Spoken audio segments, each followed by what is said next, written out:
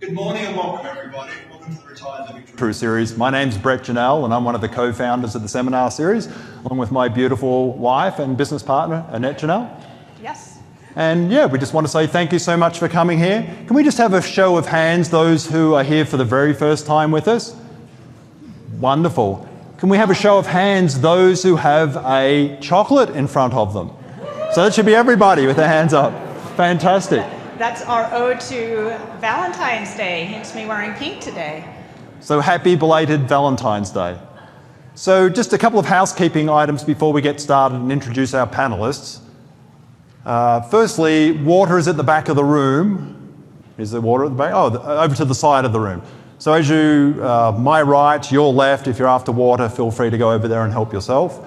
If you are hearing challenged and would like a hearing assisted device, we have 4 or 6 of them up the front and we can grab those for you. Would anyone like one of those? It's basically headphones, it's hooked into the audio system so you can hear better. So if you would like one, just hold your hand up and we'll make sure we get one to you. And if you want one throughout the seminar, reach out to, who's here that can help? Madison, could you stand up, Madison? Yeah, if you go over to Madison, if you need one during the program, Madison will happily help you. Or you can see Tanner up the front, he has them with him. You just have one? One left. Oh, we have one left. They've already been, Okay. we had 2 hands. Who needs, When you're ready. very high at the back? Yes. Okay. Yeah. Oh, bathrooms, most important. So, ladies, on your right-hand side out the door at the back, we'll take you straight to the ladies' bathroom. And gentlemen, if you exit on your left, there's a gents' bathroom just here on your left-hand side. What else did we want to cover, Annette? Oh, how Cell today's phones. topic came about. If you have cell phones, make sure to silence them, please. Yes. So today's topic, emergency preparation and calling 911, actually came by as a result of one of our team members, Madison, having an incident, I guess maybe it was 6 months ago with her family, where they had to call 911, and it was a trying experience. And Madison, Hold on one second. We're got some getting feedback. Is there, Madison kind of shared with us what it was and how potentially it could have been avoided. is it me? I'll turn my on. Okay. How it could have been avoided. So when we started thinking about it, for those who don't know us, Annette and I own a real estate business and a move management business, and we've had many times where clients have come to us and said, I had to call 911, something had happened. Or after calling 911, I wish I had done certain things that would have prevented us from needing to call 911.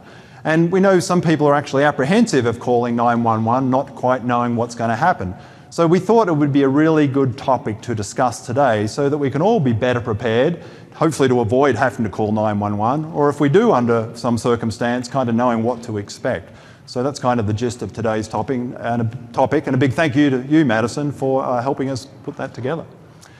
Which brings up, if you come up with any topics that you think would be important to share with the audience, always let us know. We are open to that. Wonderful. So thank you, Annette. So could I have my panelists come up and join me?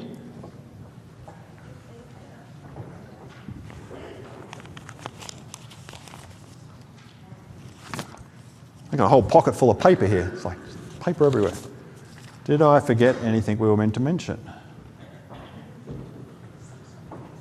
Yeah.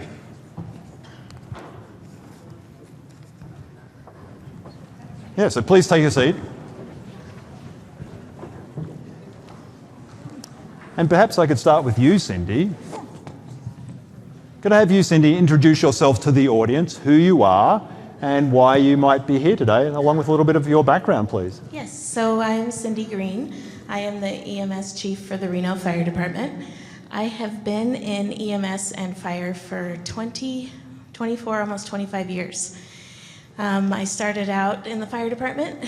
I went as a paramedic and up into management at REMSA, and then I came back to the fire department as in the EMS division, and again, I'm now the EMS chief, so that is my background. Thank you, Cindy, for being here. John. Hello, everybody. My name is John Beck. I'm the Fire Marshal for the Reno Fire Department. A little bit about my background is I started my career in 1992. I went in the Navy and I became a SEAL medic. So I was a Special Forces guy, and then I ended up getting out of the military and finished as a reservist, but then I came into fire service in 2007. I was a firefighter for approximately 7 years, and then I transitioned over into the Fire Prevention Bureau as a fire inspector, and now I'm a fire investigator as well. And now I'm the Fire Marshal, and so I oversee the Fire Prevention Bureau for the Reno Fire Department. Thank you, John. Hunter. Hi, my name is Hunter Cobalt. I'm a dispatcher for the city of Reno. I've only been in this for 3 years. I have 2 years with this city, and I worked at REMSA for a year prior to that. Thank you. And Gabby. My name is Gabrielle Totten. I am the Executive Director of the Trauma Intervention Program. We are a team of specially trained citizen volunteers who respond alongside all of these awesome emergency responders and provide emotional and practical support to survivors after tragedies. And I've been doing this since 2009, and I love it. And good morning to all of these fabulous faces, by the way. Thank you, Gabby. Can we just give these guys a round of applause? They've got really busy schedules. They've kindly given up their time when they're out helping the community to be with us today and help educate us better. So maybe, John, could I start with you? Could you just tell us what are some of the most common things that your team go out and respond to in terms of us as we age? And are any of them preventable as we kind of go along? What are the common ones that you get calls for that the team goes out to help? So I appreciate that question, and what I'm going to focus on for my portion of that answer is the non-medical aspect, because Cindy is going to be speaking a little bit about those aspects. So from a fire prevention standpoint, our single most important consideration would be our smoke alarms within our homes. In terms of fire prevention and of all the things that we do, smoke alarms are the single most important component to having a safe household. What those devices do is they protect us when we have our guard. We let our guard down, and every single person in this room lets their guard down for about 8 or 9 hours a night. And so we want to make sure that we have a smoke alarm in all our sleeping spaces, and we want to make sure that we have out in the hallway outside of our sleeping spaces as well. And just some quick considerations with our smoke alarms. We want to make sure that we test those monthly to make sure that they beep, which means the battery is still good. And then every 6 months, so whenever we change our clocks, is the reminder for us is to replace the batteries in our smoke alarms. And then every 10 years, keep tabs on your actual smoke alarm device, because it has to be the entire unit has to be replaced. They don't last forever. That is the single biggest concern, but we also have other concerns. Anything that causes heat within our homes is something we want to pay attention to, and a lot of those daily activities are a lot more dangerous than we realize. Anytime we're dealing with open flame and heat causing heat production, we get so accustomed to that we don't see that danger anymore. But the complacency is where we run into trouble. So we want to consider when we're cooking in our kitchens, we don't want to walk away and forget about it, because we get that constantly where it's food on the stove. So we get fires all the time with food on the stove. If somebody has a glass of wine or has a beer and they get relaxed and they sit down in the kitchen or the living room while they're waiting for their food to cook, and then they maybe fall asleep or they just forget. So we want to be very careful about that. Other considerations are candles, open flame, like incense, our space heaters, anything that can produce heat. We want to make sure that we're very, very careful with. We also want to consider our dryer vents and our actual, because we see fires that come from dryers as well when they get clogged with a lot of the lint. So we want to make sure we clean those out annually. And also believe it or not, our exhaust fans in our bathrooms are very dangerous, because they get clogged with dust, and then you leave the home. We get exhaust fan fires in bathrooms with regularity as well. And again, smoking, cigarette smoking, we want to be very, very careful with cigarette smoking. Those are some considerations. Also having an evacuation plan from your home. what are you going to do if there is a fire? Where are you going to go, and how are you going to respond to that? We want to pre-plan that, and mentally we want to make sure that we run that through. Other considerations like we have that make it easier for first responders to help you is there's a Knox box. Some of you might have one by your front door. It's a key box so that we can actually access it. You can go onto Knoxbox, their website, and order a key box, which allows us to get into your house. If you fell down and you couldn't get to the door, we've had those calls. We don't want to have to break the door down if possible because then it can't be secured when we leave. So we want to make sure we can not break anything and use a key. We also have this product and we have some of these in the back that you can put on your front window, which allows us to see you can label how many pets you have, so we can look, we don't have to guess. And there's also other contact information on here as well. So that's very, very helpful for us. Who has pets? Just curious. Show of hands? Yeah, lots of us. Okay. Right. Yeah. And as we all know, and I've got a little Shih Tzu myself, and he's a member of our family, and we'd be devastated if we lost him. So we want to make sure that we can get your family members as soon as we can and know exactly how many there are, because they don't have a voice, they can't speak. So this is their voice for our pets right here. And that way, if you have to leave the scene, then we can be able to respond without you even being there and know exactly what we're looking for. And the last thing I'll mention is a go bag. So a little bag that's prepared in the event that we have like a Palisades type of event, the fire event that we just witnessed down in in Southern California. We want to make sure that we can leave and that we can grab some essential items that are already ready to go. A handful of days worth of food, maybe some water, some clothing. There's an example of that bag in the back of the room and that back table at some point when we finish up today. Yep, that nice lady's waving her hand showing everybody where that's at. And there's a few more of these back there as well, and some informational. Anyway, I don't want to dominate the total time here, but a lot of good information. You can reach out to us if you have any more questions, more detailed questions, and we'll be absolutely happy to help you.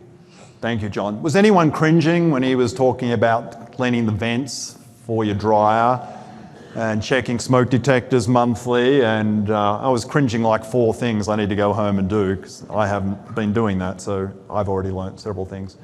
So Cindy, I don't know if you had anything to add, but I'd like to talk a little bit about what are some of the subtle things that people may not be aware of that cause EMS to go out, them to call 911, that we may not be thinking about? Yes. Can you hear me? There we go. Yes, so a lot of the times we get called, probably I would say our number one call is for a fall. And it doesn't have to be a big fall as we age. You guys all know that falling can sometimes mean a lot bigger things for us, but trips and falls. So I would like to address first of all that piece, because people oftentimes in the middle of the night, you have to get up to go to the bathroom. I have to get up to go to the bathroom. I can guarantee you most all have to get up to go to the bathroom in the middle of the night. And when you do that, do you have things that get in the way between your bed and the bathroom? Do you have a toilet that sits high enough or is positioned correctly that you can get to? Do you have lighting? Do you have the lights turned on? If you need darkness, which is me, I typically am using my hands to find my way around the bed and then to the doorway and then into where the toilet is, right? How do you get to and from that bathroom? Because that is usually the number one call that we get for in the middle of the night for folks that are in their senior years. Is that because they've tripped on something? Yes. So like a pathway to get there. So I would say tripping items, whether it be a cord that crosses the walkway. If you're on oxygen, do you have an oxygen cord that runs through your house? That is a big one that people trip over. Animals, are they getting up because you're getting up? And if they are getting up, do you know where they're at? Do you need your glasses? Okay, we take our glasses off to go to bed, right? And then the other big thing that I talked about was lighting. Do you have a way so that you can see? If you don't have a way to turn your lights on from the side of your bed, do you leave a light on, like a night light on, so that you can have a lighted pathway? But that, I would say, is our big number one. And then, obviously, all of the things that John talked about as well are of concern. So, What would be number two that we could potentially prevent after tripping that you get called out for? yeah, so a lot of times, I would say second to tripping would be your chronic illnesses. So if you take medications on a daily basis, how do you remember to take those medications? Are you taking them at the right time? Do you take them every day?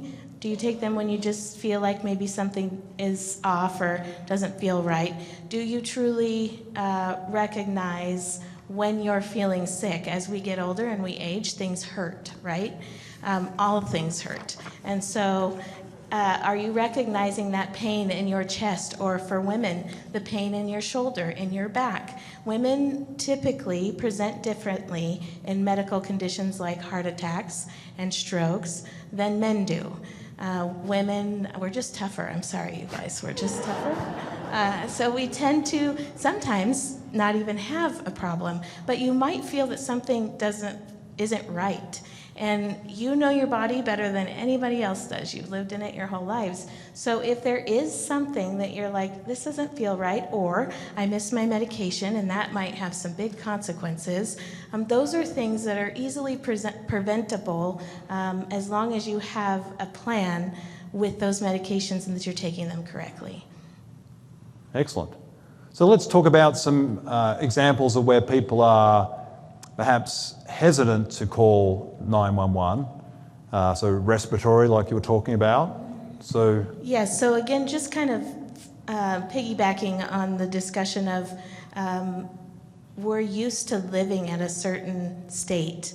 And for those of you that have COPD, emphysema, if you have breathing problems already, when you start to get a common cold, you don't think much of it. And you're like, I think I'm fine. I've lived with this feeling of I can't breathe for 20 years or 10 years. It's just normal. However, it depends on what's going on in your body and how serious of a condition this can be. Very quickly, a common cold can turn into pneumonia. Very quickly, it can knock out your respiratory system if you have a condition already, so a breathing condition already. Those are things. If you have a fever, you notice like, I'm just sweating all the time. Normally I have my heater up to 80 degrees, but today I'm going to turn that thing down because I'm not feeling very well. Those are all things that are to be considered. And again, we want to get on top of it before it becomes a dire emergency. So what are the consequences of just ignoring it? And Stopping breathing, that's a big one. Okay, that's right? not a good one. No, again, like I said, very easily a common cold, and what's going around right now is just one a viral illness, respiratory for the most part, after another, just one piggybacking, and where we didn't see adults and elderly individuals or seniors getting things like croup or conditions that kids normally get, now adults are getting those presently, right now. So don't take for granted that you have a body that's been surviving for as long as it has, right? Please make sure that if you don't take care of yourself and recognize when you're getting the common cold, and make contact with your doctor, when you're, just letting your family members know, hey, I'm not feeling good. My mom just messaged me yesterday and she said, I've been sick for 3 days. And I said, Mom, why didn't you call me 3 days ago? Oh, I was just really sick. Well, I could maybe help with that. So those are things to consider, because obviously the end result is that you might have to stay in the hospital for a little longer than you wanted to, or you might have to stay in the hospital. And I know there's a lot of you out there that would say, yeah, I'm not staying in the hospital. What's going to happen to my animal? What's going to happen to whoever you're taking care of at home? There's things at home that you're responsible for and you don't want to leave, but also your health could come in jeopardy pretty big. So just to help us, how do we decide between calling 911 versus waiting a week or two to see our primary care physician versus going to urgent care? Any suggestions in terms of, I'm guessing you don't want all 200 people calling 911 when they leave here because they're not feeling well. Yeah. So how do we make that kind of decision? Yeah, I would say there is no easy way to say when you should or shouldn't call 911. You guys, if you are taking care of each other and paying attention to each other in your lives, then you'll know when something's not right with your loved one, your friend, your family member, whatever that is. For yourself, I would say when you start to feel like something is worse than what it normally is, and maybe weakness, dizziness, things like that, chest pain, shortness of breath, maybe you're always short of breath, but if it's worse, those are things we don't mind coming out to see you. We don't mind coming out and doing an evaluation. You're not going to get a bill for that. You're not going to get any sort of bill unless you get in an ambulance and go to the hospital. That's when a bill is triggered. So I want you guys all to know that that is our job, is to come out and help you. And I would much rather find you in a place that, you know what, your oxygen saturation is okay right now. You have a fever, you have all these other things going on, but maybe we can facilitate or encourage you to get a doctor's appointment and not get in an ambulance and go to the hospital, right? So there isn't an easy way to say when you should call. I would say if you're having chest pain, if you're having a hard time speaking, if you have slurred speech, if your vision is blurred, if you lose vision completely, so our big signs are your heart attack, your stroke. Those have time limits. We need to get on top of those time limits to save what's happening inside of your body so that it doesn't affect you forever. And then would you like to speak to the 911 call side of it? Because I would say call all the time, but...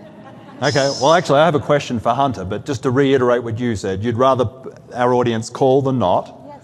There is no cost to call 911, correct? Yep. There is no cost for the paramedics or the fire department to come out to help me because I've fallen or I'm having trouble breathing. Yes, correct. The only time I'm going to incur a fee is if I am placed in an ambulance and taken somewhere, then there might be a fee. But I can refuse to get in the ambulance, correct? Yep. Unless you I'm... can. Yeah, or if okay. you have a family member that can take you.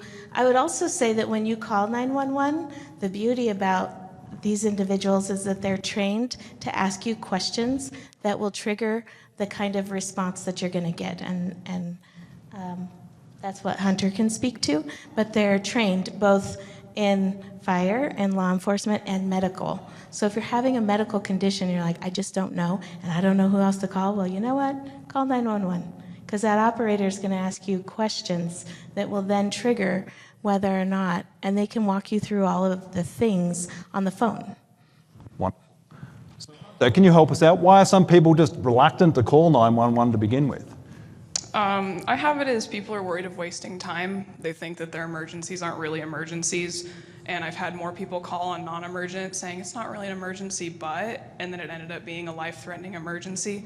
Then I've had 911 calls that are actually not emergencies. So we have plenty of people using 911 when they're not supposed to. We try to tell them to use non-emergent. If you feel like something's wrong, and I have it written that if you feel it in your gut and you're like, something isn't right, call 911. If it's nothing, that's great. Like Cindy said, you don't need to go anywhere. We can come evaluate you. It's no big deal. But suppose it is an emergency and you wasted the time not calling 911. You have to go through a phone tree and we have to do extra stuff to get where you're located. If you feel like there's an emergency, even if something's just a little not right for you, you should call 911. It's better. We have the quote, when in doubt, send them out. We'd rather that all day. Call 911. That's what we're here for. That's all I have. If something's telling you that you have something going on, you should probably call 911. So you've covered some of the consequences, obviously, of not calling. So I heard some people mention about pets, and John, you mentioned having pets to be identified. Are people concerned about their pets, and what happens with pets when you do send out emergency services? Either of you. So I do know that when I was at REMSA, people would be like, my dog's at home, my cat's at home. I don't have family, I don't have friends, nobody can come check on them. We can actually call animal control for you, and if needed, it'll be like, the door is going to remain unlocked.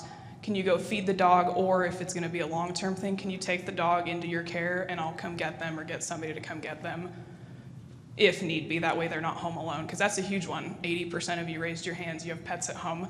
I personally would not, I don't know what I would do if I couldn't go home for 3 days at a time, because I'm like, who would go take care of them? Animal control can take care of them, at least for the short term, and if it's going to be a long-term thing, someone will figure out what to do with your pet. You don't have to worry about that. You should probably go to the hospital if they're telling you to go to the hospital. So it'd be prudent of us to be prepared, though, to have someone who could look after a pet, asking a neighbour, a family member, if something happens to me, you're able to be the contact person to... Yeah, I think having an emergency contact list, a lot of people have it on either their phone or their fridge. I'm not sure if you guys see that a lot, but they have it like written down of who to call in case of emergency. That's always a good option. I would also Can you help us out, Tanner, with a mic? We seem to be off. Can I just have a show of hands? Who has called 911? I'm just curious. Who's had to make a 911 call? Maybe a third of the audience at some point? So, good. Yeah. Good for you, calling 911. That's a stressful situation, right? It doesn't matter if it's small or if it's big. That is a very stressful situation. I would also say one of the things that the dispatchers guide you through when you are talking to them, if EMS or fire is responding, is they'll ask you if you have a pet, if you could put your pet in a different room. Why? Because pets aren't always nice to everybody. No. That's a good reason. Yeah, I love pets, but I will tell I love everything except snakes. If you have a snake, keep that thing in the cage, please. But I would say that I have too many times approached an animal that didn't know me, and I just thought I look nice. This animal is going to be nice to me, and I've gotten my hand bit or I've gotten snapped at. And again, it's not that your dog is or animal or whatever is mean. It's just that it's not who takes care of them or who's raised them. So two things with that. If you have treats and your animal responds to treats, put a thing of treats at the door. That'd be cool, because I love to give animals treats. And then secondly, if you do put your animal away, please let your first responders know that your animal is put in another room, because if something is happening very quickly, a lot of times we can not realize that that's the case. And if we need to help take care of something for you in that way, please let us know, so that we can get that going, whatever we decide needs to happen. So I'd like to come back and talk about what it looks like when emergency services arrive. Yeah. But before we do, I'd like to jump back to Hunter. And could you just walk us through, when someone calls 911, the 2/3 of the audience who haven't had that experience, what does that look like? Should I be scared, worried? What questions are you going to ask me? Is there anything I can do to be prepared when I'm calling 911? Say? Is this question 6? Or this perfect. Is throw out answer? No. Okay. Don't be scared to call 911. This is our job. This is my career. This is what I'm going to do until I retire. I signed up for this. I know exactly what I'm doing. We are trained professionals here to help you in the worst times of your life. We hear everything. We hear it all. We're the first person you talk to when something bad happens. We're ready. So we need your address, we need your phone number, and we need to know right now why you're calling. We'll always say, what's your address, what's your phone number, and tell me exactly what happened. You'll hear that every time you call 911. Sometimes people like to give a whole backstory of why. Like 3 years ago I fell, and my doctor told me to call if I ever, and now I can't breathe. Hold on, right now. What made you go, I was fine and now I'm not? I need to know what's going on in this exact moment, because emergency services are going to want to know your whole history. They're going to want to know what medications you take. They're going to want to know your chronic illnesses, who do you go to, what's your doctor. But in the moment, in the 30 seconds that I have to get this information, I need to know right now, why are you calling me? Oh, my chest hurts. Perfect. How old are you? And then we go from there. The main things are medical complaints, so it's just how old are you, what gender are you, and are you breathing normally? Cindy had mentioned earlier there's certain questionings we do ask that changes the response, whether or not ambulances specifically are coming with lights and sirens. So most things, if you're having a hard time breathing or your chest is hurting, we're probably coming lights and sirens. It's not up to us. We have certain questionings. and policies in place, and like it's called EMD, it's emergency medical dispatch. We have all that so that we don't make the choices. It's a script, it's a software that tells us what to do, and that sends the exact response that they need. So I would not be scared. This is what we do. If you guys didn't call, we wouldn't have a job. So it's okay, just call us. And you mentioned address and phone number. Don't you already have that? Can't... Oh man. Well, I guess we're gonna start on this question now. So this is my shining moment. We do need you. Your phone will ping. If you're calling 911, your phone's gonna say about in this area, this is where you're located. But if it's like, you can just track me, you just have my phone number, that's TV and that's movies. We don't have that, we need you to tell us. We have a general idea of where you're at, but without you telling us, I'm gonna do my best, and then on the back end, we have to try and locate your phone, which takes like 20 minutes, and they usually don't have any information on you. So the biggest thing is your address, your phone number, and why right now you're calling. If you sometimes forget what your address is or your phone number, that's fine. A lot of people have it written on like a sticky note on the back of their phone or inside of their phone case, and they just pull it out real quick and they're like, I have it, it's right here. Those are the big things.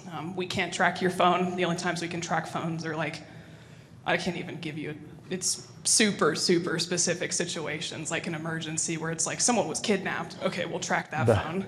Otherwise, we're not tracking it, and we don't have that. And that's why we have to ask a bunch of questions. In like movies and shows, you'll see somebody be like, something's happened to my wife, send help. That's not how it works. We're probably gonna be on the phone with you for like 10 minutes to try and get all this information between myself and then Remza as well. They're gonna ask you a bunch of the same questions. Just bear with us, it is not taking any extra time. They're already on the way. All the information I'm getting from you is going directly to the responding people. So it's not like it's lost somewhere. I would also tag on that if you're not at home, that too can get a little bit confusing when you're calling 911 and they say, what's the address of your emergency? And you're like, I'm at CVS. I don't know what the address is here. In those situations, if you're out on the street or whatnot and you're able to look up or know what street you're on, they'll go as broad as, are you in South Reno, North Reno? Are you in Verdi? Are you in Sparks? They will prompt you, but the more you know, the better. So if you know street names, or I'm at the CVS on Virginia and Moana, okay, they know exactly where that is. I would also say that people oftentimes ask, can you just send me the ambulance and not the fire department? I don't need the fire department. What I would respond to that with is the answer is usually no. And the reason is there's medically trained individuals on all of our fire engines, and those individuals sometimes are closer than the ambulance. And our job in 911 in the emergent moment is to send you what closest resource we can to get you that help. So even if the fire department gets there at the same time, they're going to assist the ambulance personnel with treating you. And then if they get there first, well, they can start treating you the same way that the ambulance is going to treat you medically. When they get there, they can just start it a little sooner. So yeah, there's really no option to not send a fire engine, sorry. You just get to see those big red things barreling towards you. Have all your neighbors wondering what's going on. All the neighbors, yes, they will. And a lot of times, too, they'll say, well, can you just send them without the lights and sirens because you don't want your neighbors to know? And there are instances, so the fire department most often is always going to come with lights and sirens. The ambulance service can differ, but usually they're going to go lights and sirens as well. We try not to go sirens all the way up to your front door. Okay, and especially in the middle of the night. We do respect that people are sleeping and dogs don't need to be woken up and howling on the side of the yard. But you will be getting, we try to get there as quickly as possible so that we can help you. Wonderful. So is there anything else we should know when we call 911? I think you covered a good amount of it, Hunter. Anything anyone else would like to add? Are you staying on the phone with us until they arrive? If we're totally stressed out, freaking out, are you trying to help us calm down? Yeah, so just know that, again, from the start of the phone call, we're already sending help. If it's like a truly like right now life-threatening emergency, we're sending you help. So the biggest thing you can do for us is just take a breath, know that they're already on the way, and everything I'm asking you is not just getting thrown into some abyss pointlessly. I'm sending that information to my officers and my ambulances and my fire department. They're all reading the same information I am getting from you. So just know, like, people are freaking out, like, send me help, just send them. I am sending them. I need you to also give me this information, because otherwise they're gonna have to ask you the same questions I'm asking you now. And if we could save this time when these seconds do matter, it would help a lot, because they don't have to re-ask you all the questions once they get on scene. They already have that. I've already given them everything. And then in instances where patients are considered like unstable, we will stay on the line with you just in case something were to happen, and we can update, person's no longer responding or something to the effect of, and they know, hey, we need to kick it up even more, like it's time to go. Thank you. They also can walk you through providing some life-saving measures if need be in certain situations. They'll, if somebody's not breathing, if they're unconscious, not breathing, maybe you know how to take a pulse, maybe you don't, and that's okay. They're going to ask you some of those basic questions, and then they're going to start walking you through on the phone how to help this individual until we can get to you. I would also say that it's okay to let the dispatchers know how you're feeling. So I had a traumatic event happen myself. I had to call 911. I was not working. I had no idea. I was standing in front of the address on the house, and I had no idea what that address was. And that dispatcher was desperately trying to get out because she was trying to get to me to get help, right? Get help to me. And I just had no idea. And I was scared, and I was upset, and it was one of the worst days of my life. But it's okay to tell the dispatchers, I'm scared. I don't know. I don't know where I'm at. I don't know what's going on. I need help, and, help. What do I do? Well, what eventually happened to me is I had to get in a car and drive down the street and look up and read a street sign in order to get help. That's what happened. So please be okay with sharing all the things that you're feeling so that the dispatchers are able to understand and help you a little bit more. So can we switch gears a little bit and talk about what it looks like when emergency services arrive at our home? You mentioned having pets away, but what else should we know in terms of what happens so we can be better prepared? Yes, Is that a question? Yeah, there's going to be a lot of people coming your way, and by a lot, it usually is a fire engine with 4 people in it, and they have all of their medical equipment that they usually bring in, and then an ambulance has 2, sometimes 3 people. They're coming in as well. So we're talking in your home or wherever you're at, there's going to be probably at least 6 people coming into your area. We bring heavy bags. We bring all of our medical equipment to treat you in those situations. So be prepared for that. It's a lot of commotion. It's a lot going on. Things to be mindful of is, are you able to get the front door unlocked? Are you able to allow us to get in and out of your home? Your animals, are they put away? Do you have a list of medications? As a paramedic, I don't want to take your medications to the hospital. I want to see them. I'll write them down. I would love it if you had a piece of paper with them on it and you could hand it to me. I don't want the piece of paper from your wallet unless that's all you have, because I want to take that with me. If you're okay with parting with that piece of paper that's in your wallet and that's all you have, totally fine. But if you would make a second copy and maybe keep that in your wallet as well, or somewhere in your house. I don't want to take your bottles of medication because those will go missing somehow. And then it's very difficult, you guys all know, it's very difficult to get medications re-prescribed or, brought back to you or found in those situations. So medications are a big one. So I could have a list of those by the refrigerator or somewhere obvious. Wonderful. Yep. I'm just going back to something that John touched on. If I've fallen and I've called and I can't get to the front door, how are you guys getting in? Well, I would say there's a lot of different ways that we can get into your house. The last way that we want to get into your house is by the front door via not being unlocked, kicking your door in or forcing our way into your home. We don't want to do that. If you have an idea of a better way, like, oh, can you go around the backside, maybe one of the windows is open. We are not opposed to crawling through windows, as long as we're not going to get shot or stabbed or a dog eats us. We are not opposed to unconventional ways of gaining access into your home.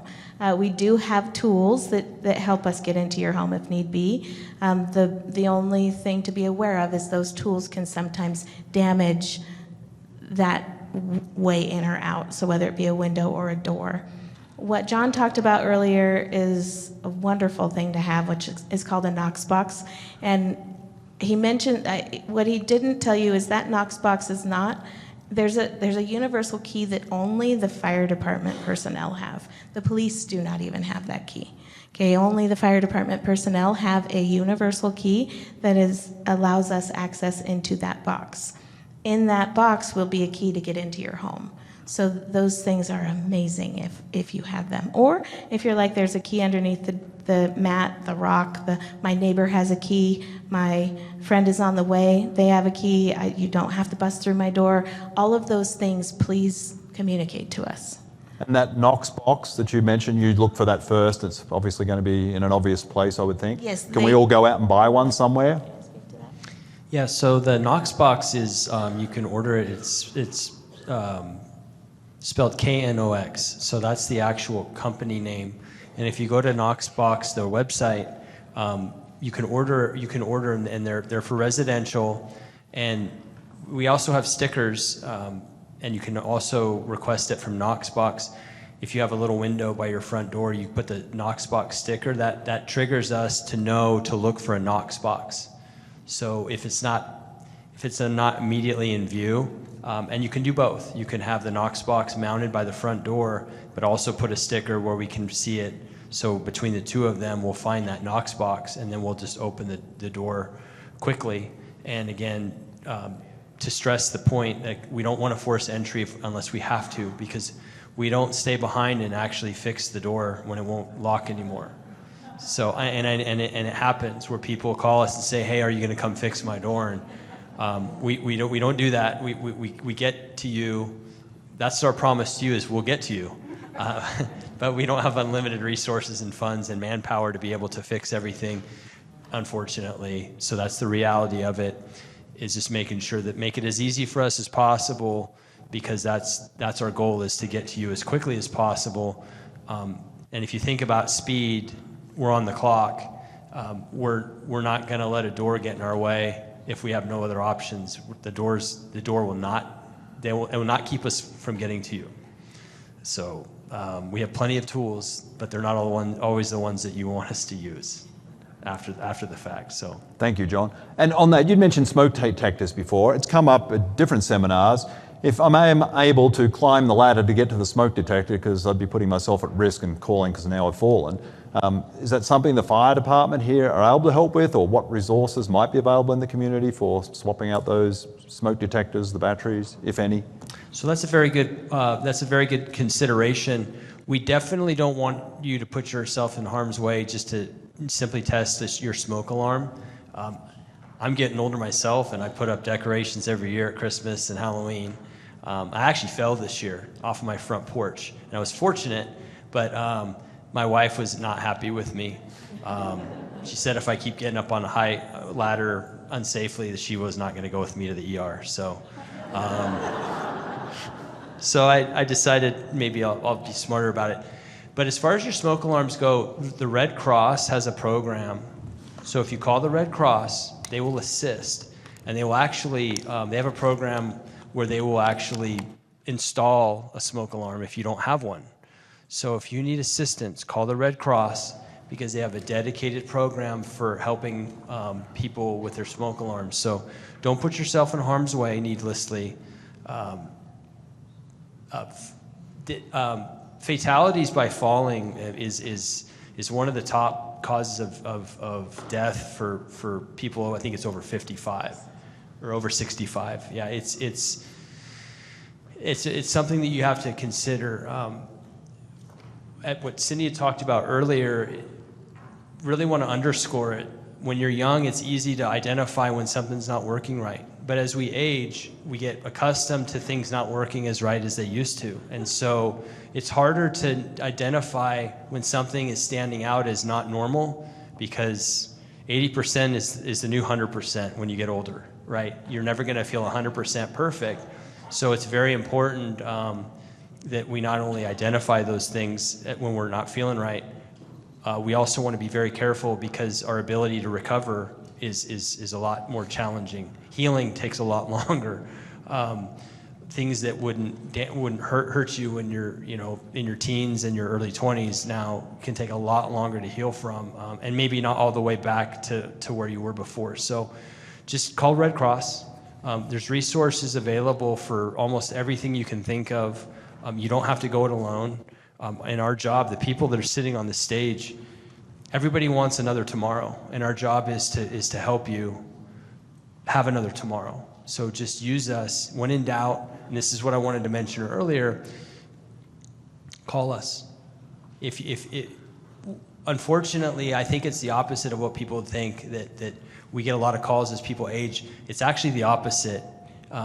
They want to gut it out. They want to grind it out, because that's always worked until it doesn't. And Father Time is undefeated. And if you recognize that we are all here together, we're all in the same boat, just at different stages of it.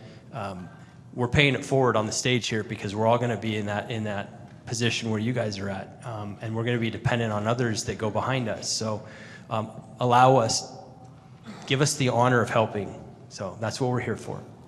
Thank you, John. And just on that, one of our education partners, Logan, if you can just wave your hand in the back of the room, safety squads, they'll come out and do a safety check on your home, help with putting in smoke detectors if you need them, checking them, anything like that around the home for safety. Yeah, think of safety squads, and they have information outside. I'd like to jump back to being in the home when emergency services arrive. We covered a good part of it, but something we're often asked about is the pulsed form.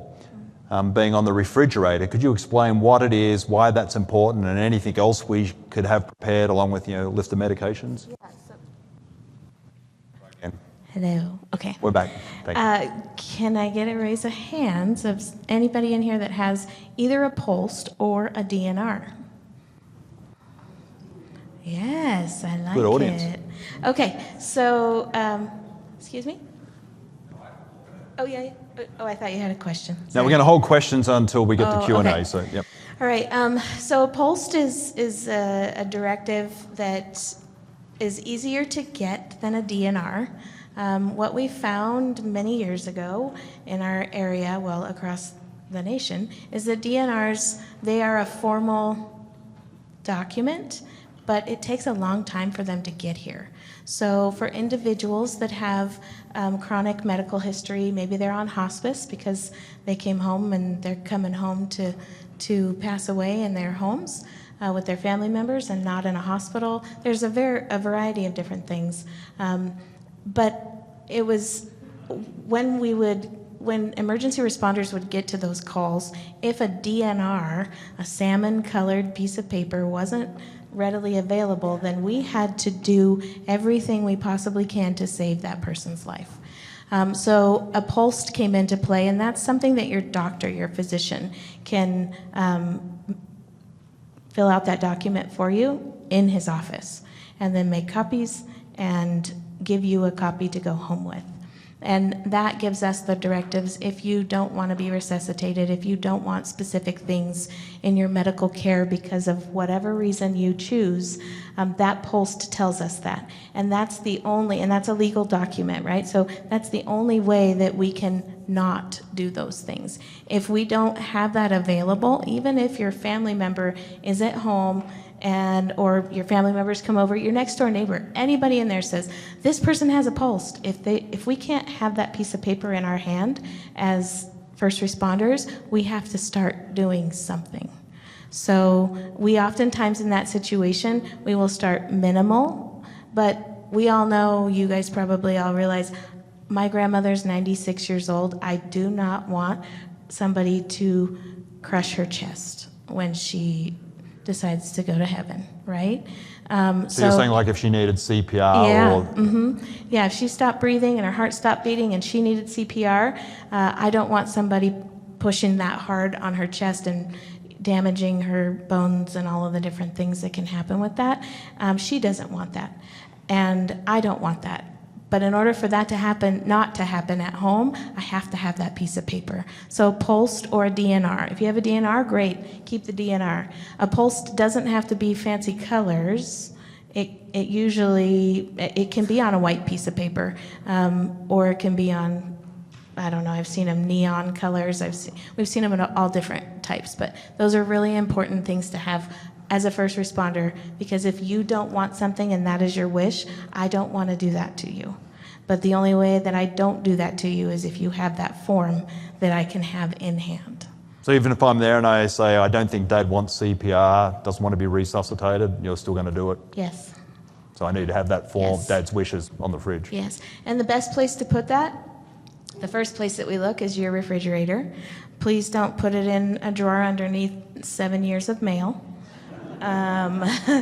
Please don't put it in a safe place, because we need that right now. When we come into your house, we're looking for it.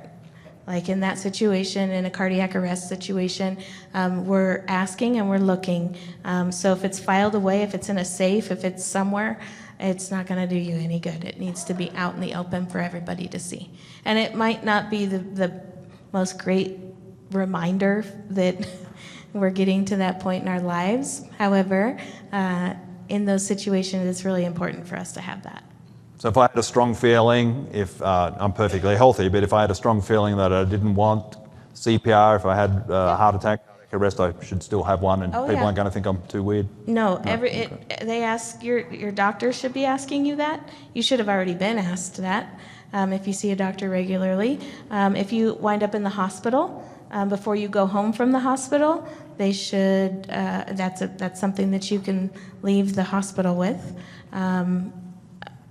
It should be easy, and it doesn't matter your age. Okay. Any one of us could have one of those. Thank you. So is anyone else wondering why this beautiful lady at the end, Gabby, is sitting here? Because she hasn't spoken yet. Yes.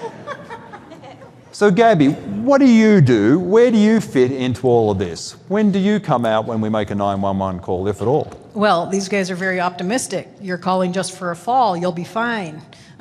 We're going to respond most often after something terrible has happened, like a death. So after you have attempted to resuscitate your loved one and it has not succeeded, and all of these emergency responders come to your house, the ambulance, the fire, the police, all the folks are there, then one of those agencies will call and say, can we get a tip volunteer? And we are going to send out a volunteer to come alongside you and be there with you to walk you through the process that is a death investigation. And in fact, every death is an investigation outside of a hospice death. And when I say investigation, I'm not talking huge investigation, but everybody is going to have questions they're going to ask, statements they want you to fill out, information they need from you to validate that this is truly a natural death or a death from disease or a suicide or a drowning, whatever it may be. Hospice is the only difference there. And in fact, if you have a hospice plan put together with your loved one and you call 911, you kind of negate the hospice plan, and now these folks are all showing up anyway, in which case we will often show up with them. So that's when we're going to get on scene, and again, we're just going to provide that emotional and practical support. Most of you have not been in a situation where you have had all of these folks converge on your home and take control of your situation in every way, right? So we can just kind of navigate that with you and be your advocate and let them know they would like to say goodbye. They're wondering where the wedding ring is. They're curious who the mortuary is that's on call. They'd like to know when the medical examiner is going to get here. Can we put his favorite Steelers shirt on him before he leaves the home, because that was his pride and joy, right? My mom never left the house with lipstick. We got to put lipstick on her. She's not going to be impressed if we send her out the door without it. So facilitating those things, I call TIP the concierge of death. Our role is truly to make the best of the worst situations. That's really what we're going to do. So little things like close the curtains if the neighbors are looky-looing, or maybe crazy Bob from next door who never shuts up shows up and he knows everything and he's already planned the funeral for your husband. And you would like Bob to leave. then you let us know, and we're going to help Bob find a better cause elsewhere outside of your home, right? So we're just going to try to smooth the way for you. There was resource guides at the back. I see some of you have them at your place. They're red, and that is just all the information for emergency responders. Every mortuary in the community is listed in there. There's a reason for that. Please know, don't go with whoever shows up to pick up your loved one. That's a rotation. They get assigned so that they don't all just show up at your house inconveniently and unsuspectingly. Why are you all here for my loved one? So know that you want to call around, because the price for a cremation is very different depending on which agency you call, and you can get that price down near $1,000 if you keep shopping. It's simple cremation, so you know. And you can spend $5,000 for the exact same thing. So we provide all of that information in that resource guide, and then we provide you emotional support. What's normal? What feels normal after somebody dies, right? What's a common feeling that we might have? For most folks who are living partners in a home when somebody dies, it's mealtime. Mealtime is very difficult because your person that you normally sit and chat with and eat your dinner is no longer here. So just some things to kind of help you normalize and realize what is okay and what is not okay, and when to call 911, because maybe it's not just anxiety. Maybe it truly, people literally die of broken hearts. So maybe it is really time to call 911. It's not simply, I'm just really sad. Right? So lots of good information in there. There was also trifolds back there in case you didn't get one of the red books. It is available on our website as well in electronic format. So you can kind of go through there. But there's a lot of really good information in there. What to do following a death, what to do following a fire, if it was a veteran, who to reach out to get all of the services for veterans. Really good information in there. But that's what our volunteers are going to do. We're just going to be there for you, and we're going to run a little interference between you and those emergency responders to, as I said, try to make the best of the worst situations for you. Did you mention how a tip volunteer comes out? Is that something I request? Is that something that's just going to automatically happen based on my 911 call? Yeah, so the emergency responders who will call us out, you do have on the front of that book, that is our dispatch number. It's 24 hours a day, 7 days a week. Do not call us for a medical emergency. Call 911. But if you have an emotional emergency and you have lost somebody in your life and you really do need to talk to somebody, we can speak with you over the phone. We will not come at your request to your home because we need emergency responders there. We are laymen. We are volunteers. We do not have guns, bulletproof vests, anything like dog gear to protect us from vicious chihuahuas. We don't have that. So we are not going to show up at your house, but we will absolutely talk to you on the phone at 2 a.m. when you're struggling to deal with whatever is going on. And in the resource guide, there's a ton of resources which you may not have landed on that we can help you find in that resource guide if you're struggling. Look, I really need to talk to somebody about this specifically, whether it's alcohol, drugs, child death, whatever it may be. We can kind of pinpoint, go to page 48, or here's some resources on our website, and we can get those to you so you have what you need to get some immediate support. Thank you, Gabby. If you missed out on the resource guides, I don't think we had enough for everybody, but in your handout there's the website where you can go, and we'll also put it up when we put up the recording in about a week's time. We'll also add the resource guide there that you can download, or if you need a copy, out to Gabby or us and we'll make sure you get a copy. Is there any last pieces of information you want to impart before we open it up to the audience for their questions? Did we cover everything? I would just say the only thing I'd like to touch on further with TIP is that they get called out if there's a house fire for a variety of tragedies, not just deaths. And they really are, Gabby touched on it, but they are the middleman between the first responders and you, because when we get there, we're trying to keep control a situation. We're trying to figure out what we're going to do in that instance. You might have law enforcement on scene, you might have the fire department, you might have the ambulance, you might have all these people on scene, and you're gonna feel like at a certain point nobody's paying attention to me anymore. Why aren't they listening to me? Why aren't they talking to me? I'm over here in the corner and my loved one is gone and I'm by myself, and TIP is really there to stand with you.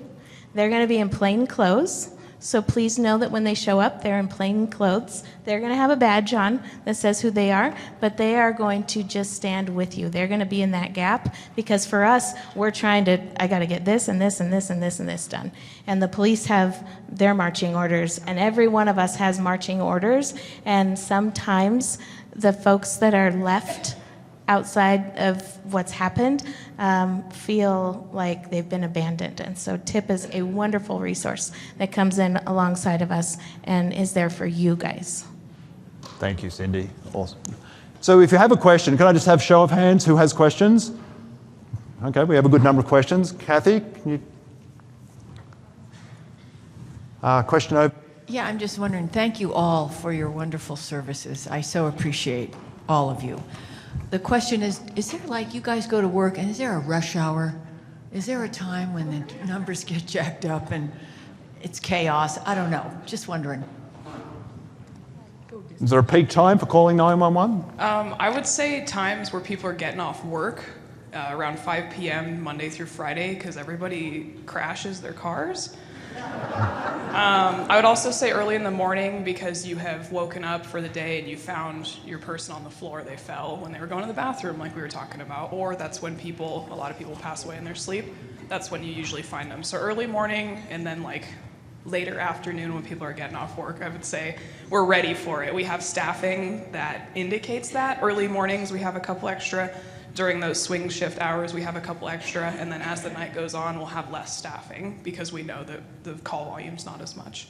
Thank you, Hunter. Melissa, a question over there. And can I just ask you to keep it to one question and just keep it to questions for now, not comments, just so we can get through as many questions as we can. Are all smoke detectors the same?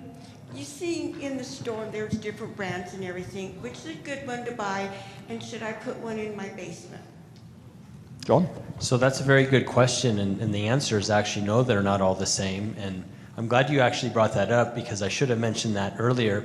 With new lithium-ion battery technology, a lot of your newer smoke alarms and smoke detectors have the battery integrated into the actual smoke alarm itself, and you don't replace it.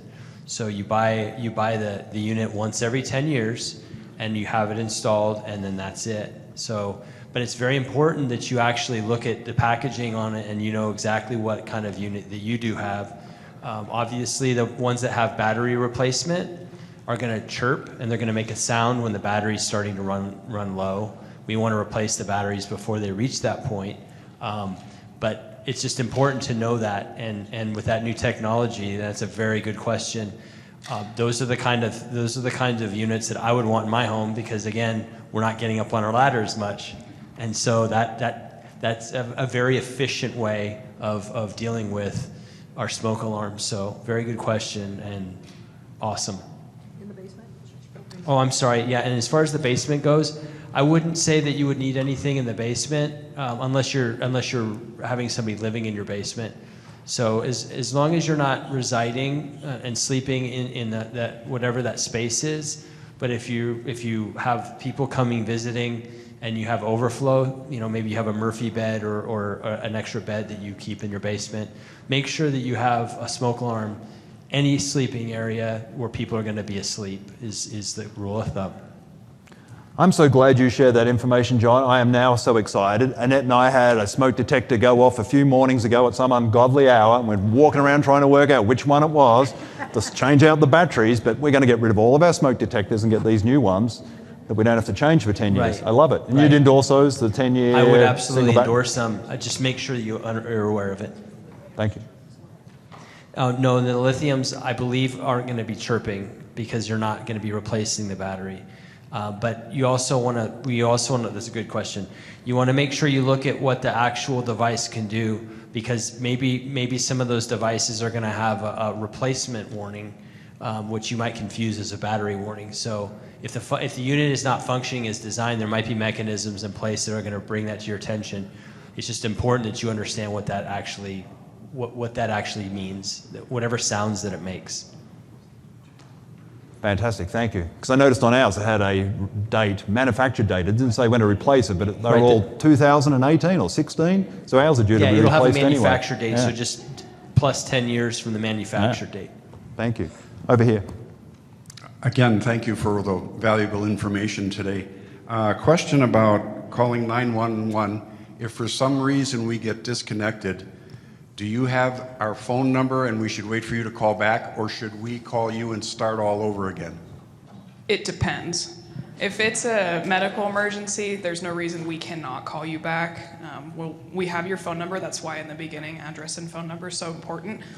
Sometimes we will see it on our end, the phone number, if we don't get it right away, but we still ask you just to confirm, because some people are like, actually, that's my cell phone, call my landline, stuff like that. So if we're in the middle of questioning, we've determined that there's no like outside threat, like in instances where people are arguing or fighting, we're not calling back because who knows what's going on out there. But if it's a medical emergency and there's something we've deemed it like nothing outside, we can call you back. If you haven't gotten a call back within 30 seconds, go ahead and call back on 911. I would say 30 seconds is probably a good time. Thank you. Melissa, over on my left.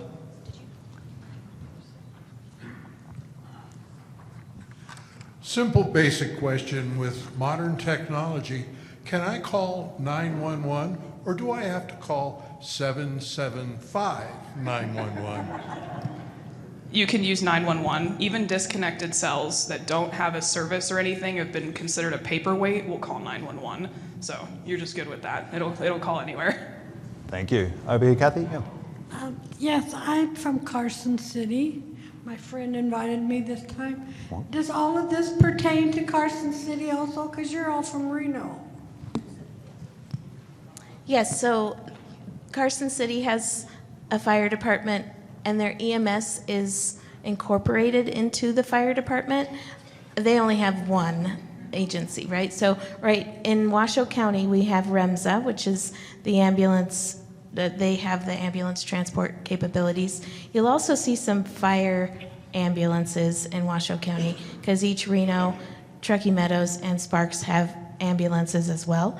But Carson City has ambulances in their fire department, and they don't have a private ambulance service on the side. So same thing goes. When you call 911, you're going, and I don't think Hunter touched on this, but whether you live in Sparks, Washoe County, or Reno, or if you're on your cell phone, your phone call into 911 is going to go to one of those three dispatch centers based off of where you're located.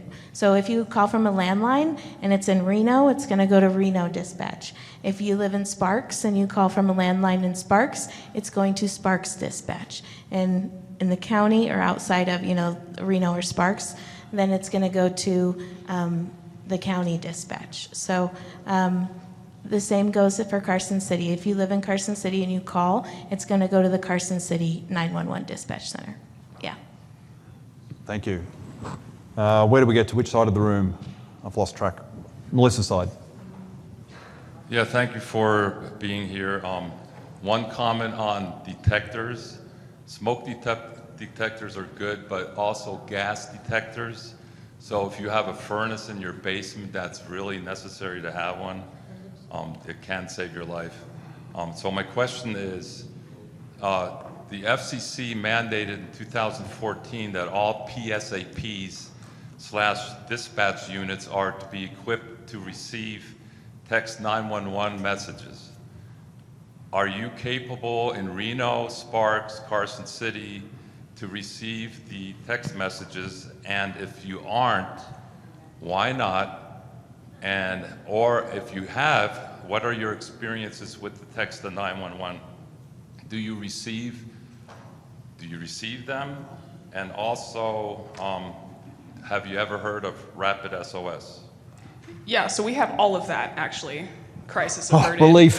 Yeah, I know.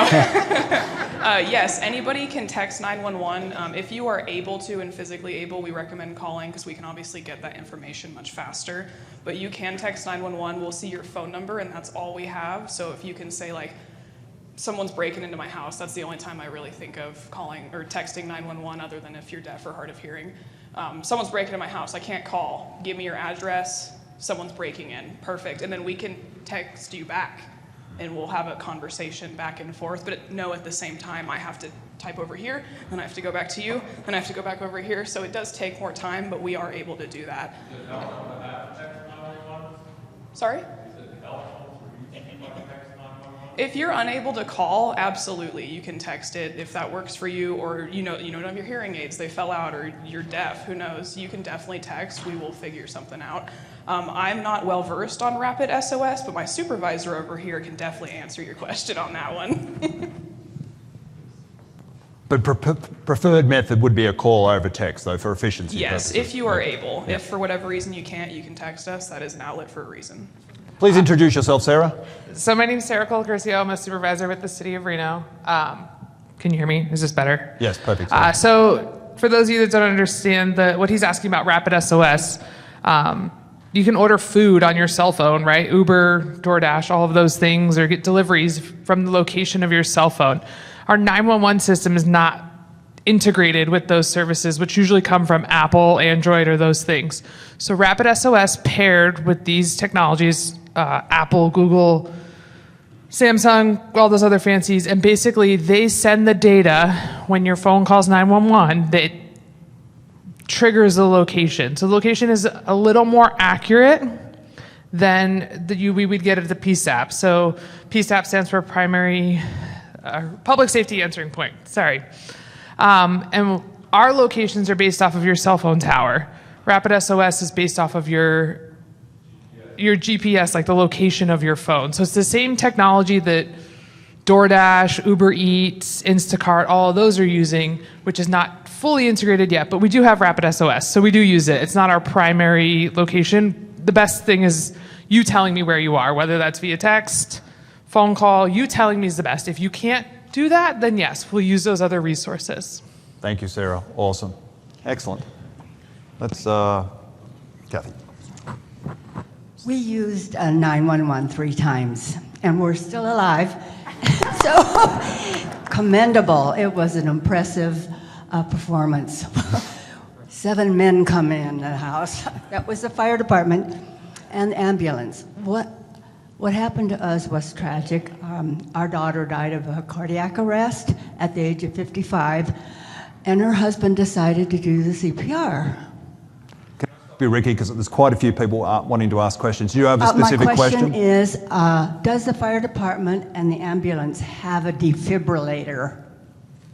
Yes, we have both of all of our fire engines, all of our ambulances, all of our chief vehicles. Right now in the city of Reno, every police car has a defibrillator in it now. They just implemented that.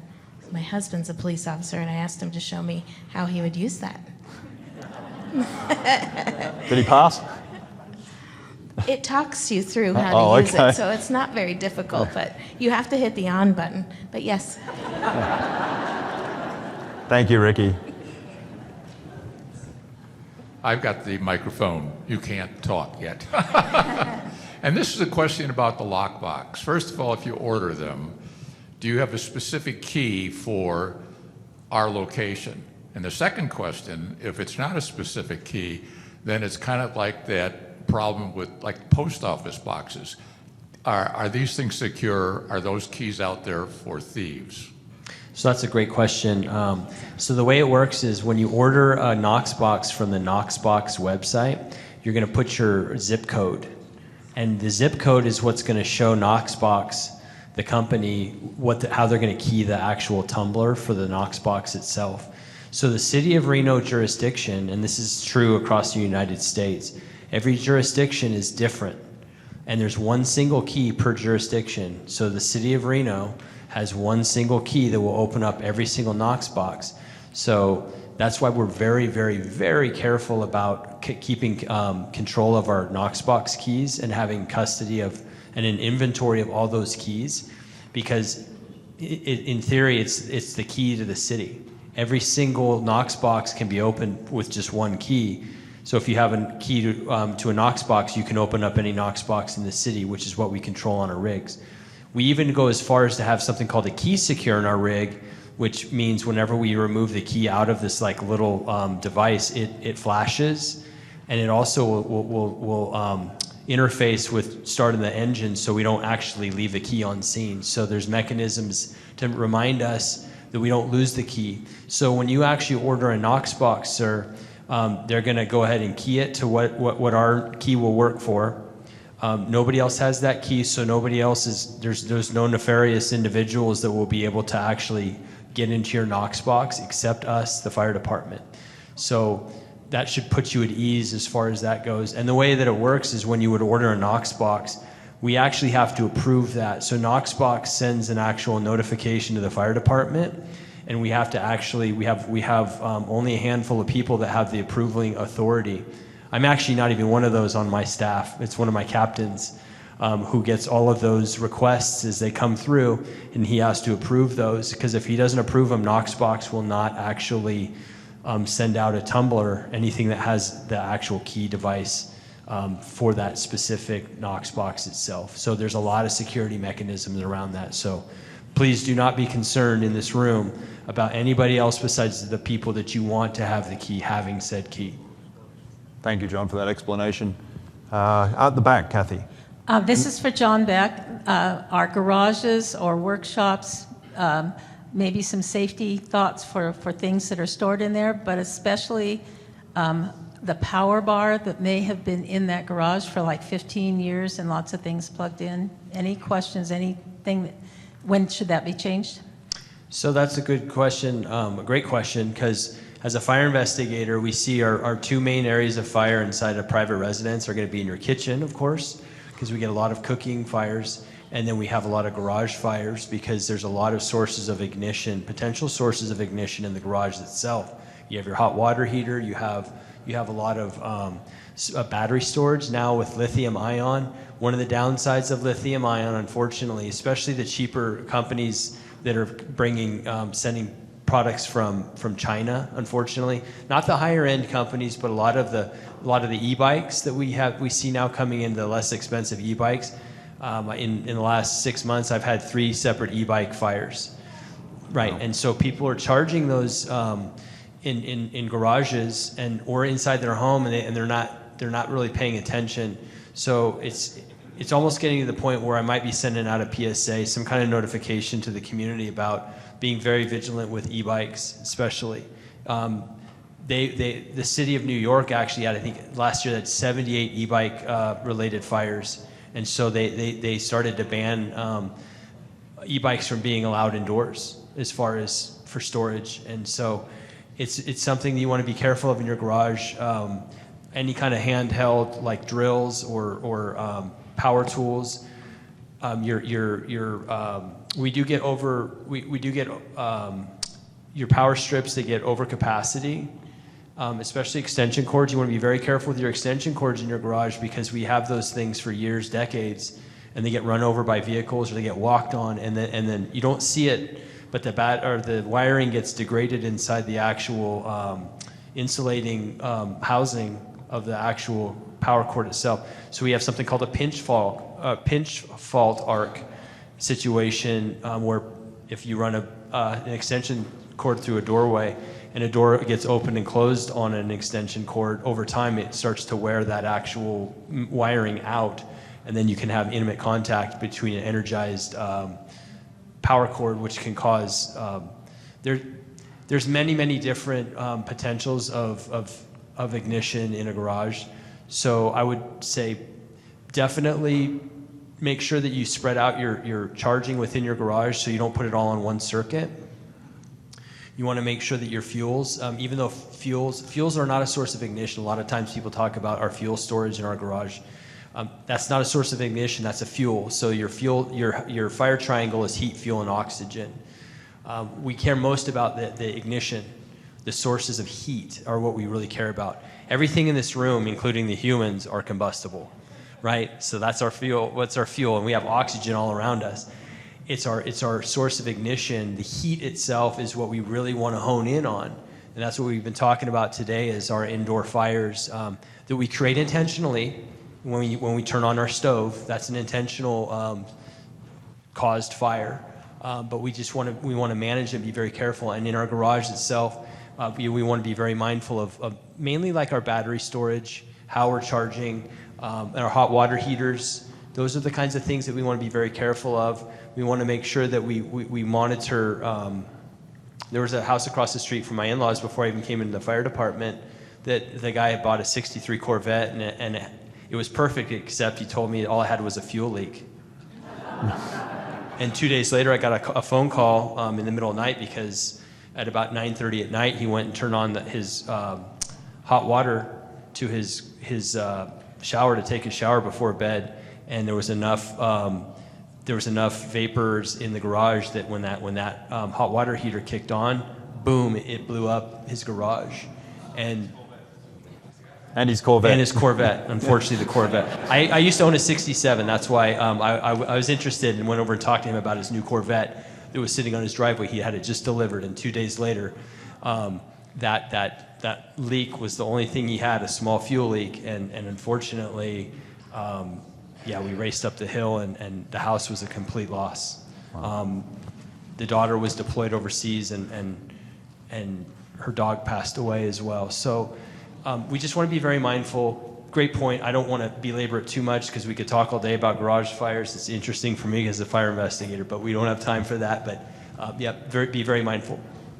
I've just realised we've just hit 11:30, so we've run out of time for questions. But our panellists have agreed to stay for the next 15, 20 minutes. So if you do have questions for them, feel free to come up to the stage and ask those one-on-one. Can we just give a huge round of applause for everyone who attended and our panellists? Thank you all.